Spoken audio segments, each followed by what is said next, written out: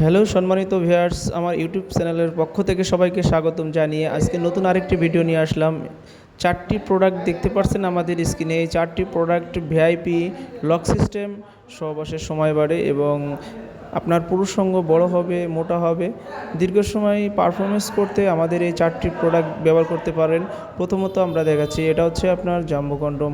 আমাদের কাছে mini dragon condom রয়েছে, হ্যাঁ, এবং টাইগার কন্ডম, ভাইব্রেশন কন্ডম। আপনাদের যেটা প্রয়োজন সেটাই নিতে পারেন।